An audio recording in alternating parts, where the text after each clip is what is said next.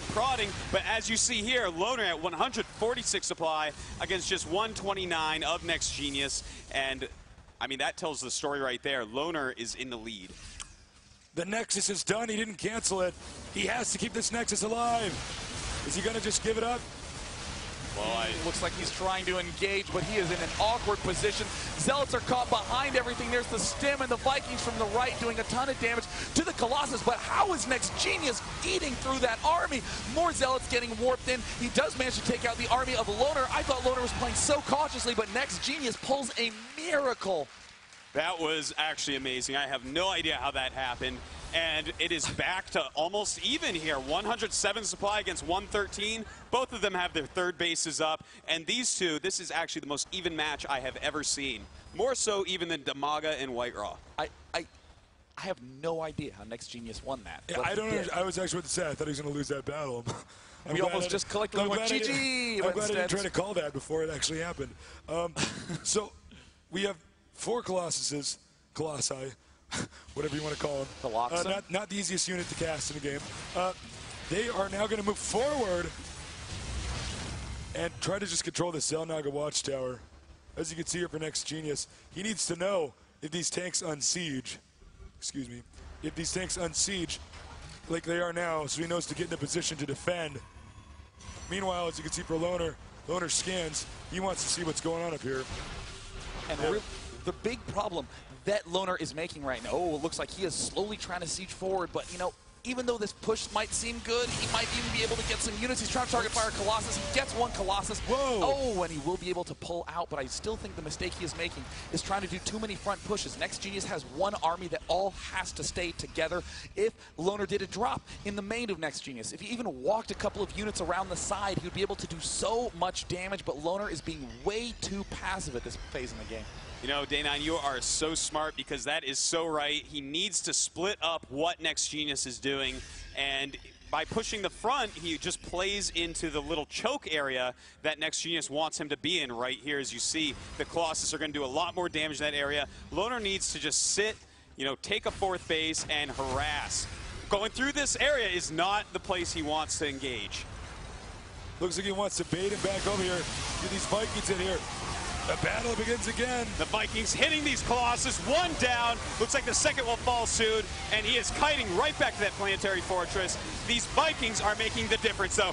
1 Colossus left, and Loner is in even a better position than before, perhaps. And it looks like he, takes out all the Colossi, and those poor Archons, too slow from the concussive shell, going to get kited so well. And now Loner is darting up, going to be able to pick off an Immortal. The Vikings land. Loner is trying to end this base right now, but NEXGenius, again, with a huge surge of forces from nowhere, might be able to hold this off. That one Immortal's doing so much damage, he needs to kill it off, but he's not target firing it. There it goes down. Will he be able to stay alive? I can't believe this. It looks like he is going to fight it off, but he lost all his Vikings during that. So if NEXGenius holds this off, which it looks like he's going to, Loner cannot easily replace so many Vikings, which did almost nothing during that battle. It was completely overzealous and uncalled for. That was a disaster. When he landed that, I thought, oh no.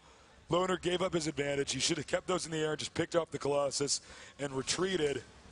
So we're back to an even game again. I can't believe this keeps happening. 116 to 121 supply. I can't believe it. These guys, they do so well to outplay each other and then throw away the advantage attacking in. What else can I say? Seems like Loner every game has at least one Leroy Jenkins Marauder. And there's the Nexus up at the north going down, and that poor Marauder didn't manage to make his way home, but that 4th base from NEXGenius is exactly what he needs to be doing, but Loner is not doing what he needs to be doing, which is using medevacs for drops, moving around the map with small forces. And it looks like right now, Loner's getting ready to take his 4th. Same timing as NEXGenius's 4th. These two are like a mirror. Yeah, it's pretty wild. Note this is an orbital command, not a planetary fortress, so that means he can call down mules, which are basically like super SCVs. You'll see them mining every once in a while. Well, none right now. Oh, wait, what? Are we going to have a nuke? There is a nuke. There's a finish. nuke building. Nick. There it is. Oh my God! Yeah, and it's a nuke. There's a big confrontation going on in the middle by the left Zelnaga Watchtower. Big EMPs taking all those units out. It looks like it's going to be an even trade unless he can take out these Colossi, but without any Vikings at all.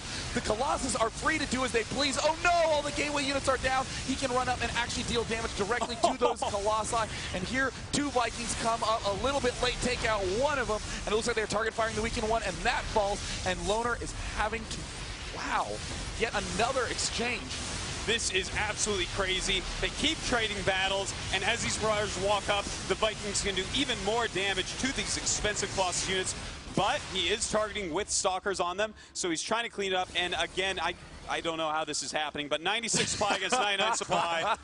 These guys are exactly the same skill level. I feel like I've been watching 2 men punch each other for several days straight.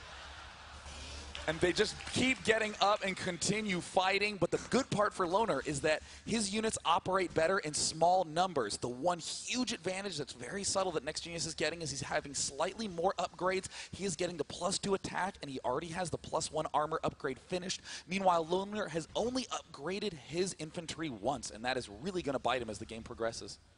And it looks like right now he's upgrading Templar starting energy. Now what that's going to do, that signals that we are going to see NEXGenius transfer into High Templars and use a lot of Sidestorm that we saw win him that last game. So when he switches tech like that against mostly Marine Marauder Viking unit composition, the Sidestorms are going to do wonderful. We got the Vikings now just trying to snipe the Colossus. They move back here. Now remember, we do have a Ghost in the game, and he does have nukes. The Ghost, I get a shot of him. This unit right here, able to aim a nuke, which is constructed over here. And I'm really curious to see what his strategy is going to be.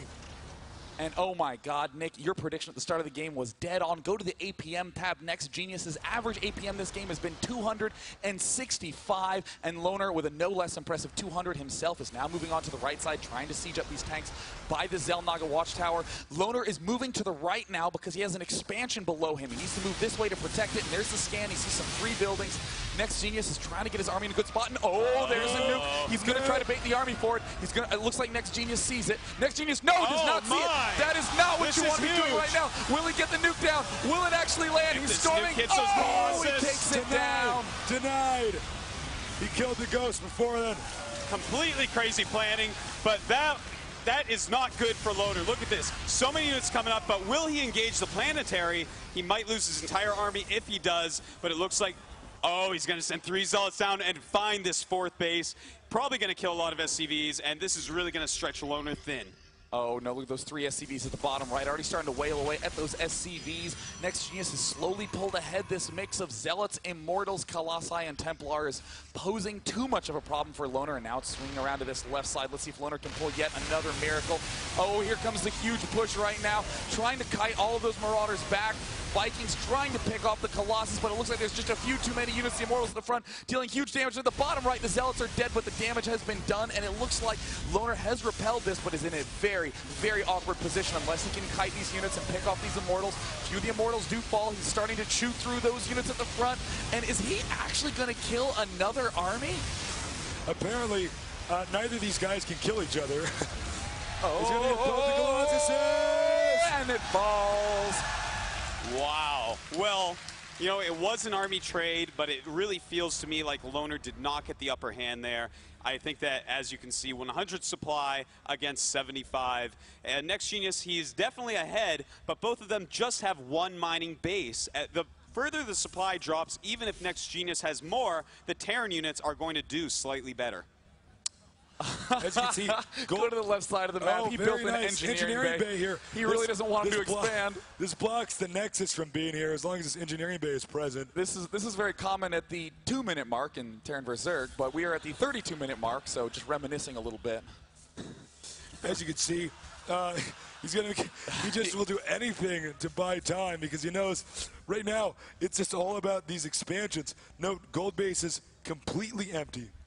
So I think this game may come down to the right expansion and the far left expansion.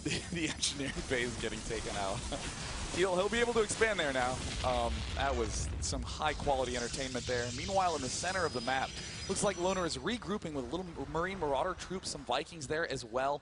And again, we keep saying that Loner needs to just spread his units out a little more, do little guerrilla harassment with medevacs, with small numbers of infantry, by keeping them clustered. Look at this big death army of Colossi, High Templar, and probes, interestingly enough.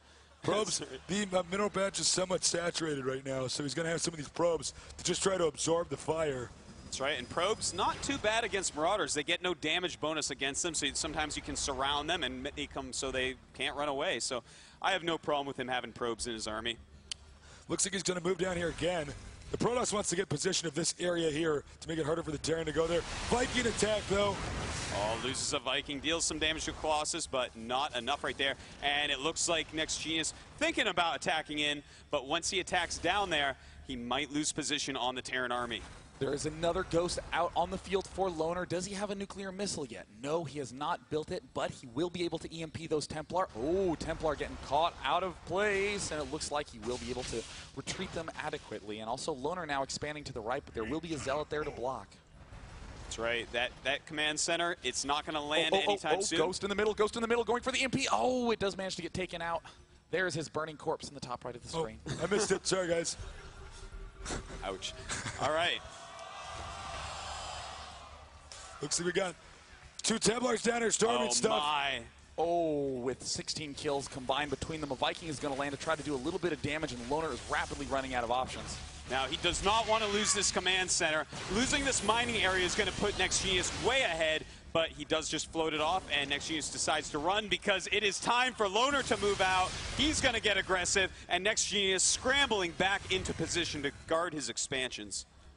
This is everything on the line for Loner right now. He needs to do a lot of damage. He's actually walking, oh no, to the expansion that doesn't have anything mining at it yet. He should only leave 3 Marauders there. He shouldn't commit too much of his army. He needs to get into a better position. He needs to siege those tanks up. He needs to siege them up. The expansion is going to fall, but here comes the big push. SCVs, probes, Zealots, everything is in this fight.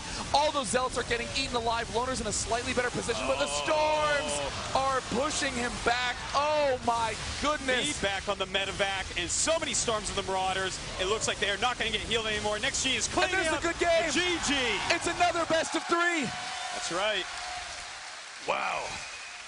That was pretty sick.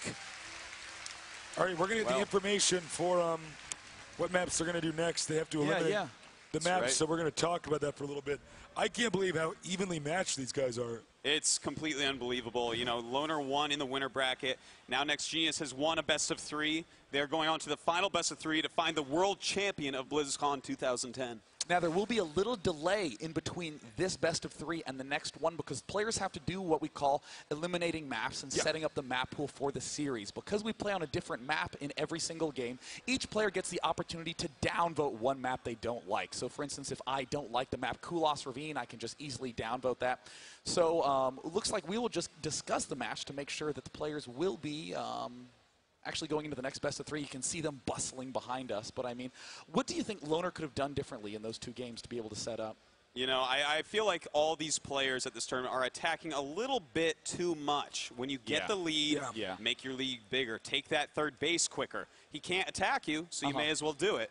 Now, when you go and attack into him, you've spent so much on your units, and suddenly it's even again because you lose your whole army. Yeah. And I'm a little disappointed with Loner not spreading out his units. I cannot reemphasize that enough. My biggest disappointment is that nuke didn't land. That would have been something special. That would have been, you know, nuking him, baiting his army in. If he had landed that nuke, it would have been a different game. It would have taken out at least 3 Colossus. And being such an expensive unit, when that game went so low economy, I think Loner definitely could have won if that had landed. Absolutely. Well, one thing you want to do when you're eliminating maps is you want to say, what map am I the weakest on? You know, I'm not comfortable playing on it, or what map do I think my opponent is going to play best on? So that's what's going through their heads right now, and I'm sure after those two very evenly matched games, there's a lot of thought going on about, ooh, which one do I actually want to take out? It's kind of crazy how different those two matches panned out. In the first one, literally no tanks were made at all in the game, just Bio and a lot of Vikings, and pretty passive play from Loner. But in the second game, we saw Loner being quite aggressive right at the start with that big tank Marine force and Banshee harassment. Very, very unusual when comparing it to his previous play in the tournament. And you know what?